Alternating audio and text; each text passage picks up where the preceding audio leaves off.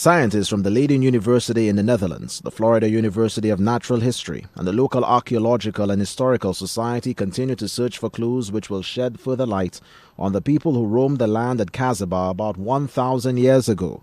Professor of Caribbean Archaeology at Leiden University, Karen Hoffman, says the site at the secluded bay in the northeast coast has been well known for decades. It was first discovered in the 1960s. It was discovered by a developer in the area, Mr. Simpson, who found pieces of a female figurine, and that figurine went famous in Caribbean archaeology for many, many years.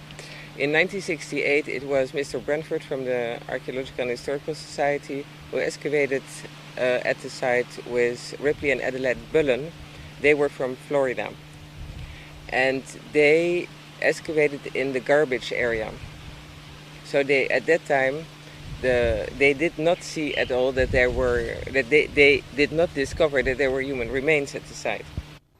It was not until 2009 that scientists found human remains in a visible burial site at the location. 30 bodies were unearthed, prompting further exploration of the excavation site after consultation with the Saint Lucia Archaeological and Historical Society. We decided to come with our field school this summer to Saint Lucia, so we're here now for 5 weeks excavating in the burial part of the site.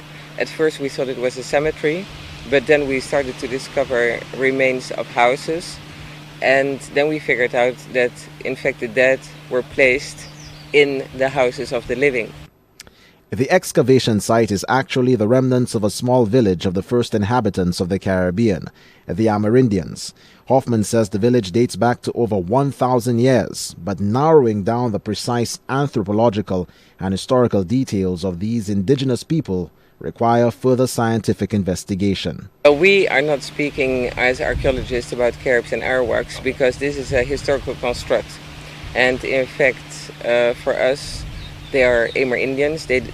To us they don't speak a language, so we can not say if they were speaking a Carib or Arawak language, but what we know from the historical sources is that these people spoke basically an Arawakan language with only some Caribbean loanwords, and those were used principally by the men, and probably it was a sort of a pidgin language which was used for trade with Carib groups from the mainland of South America.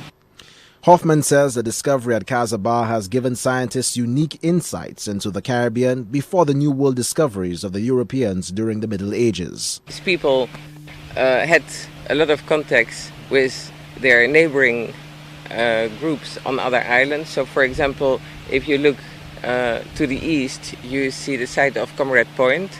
Well, probably those people were relatives of people living here at Cas En Bas. We have also evidence that they used stones to make their knives from the island of Antigua.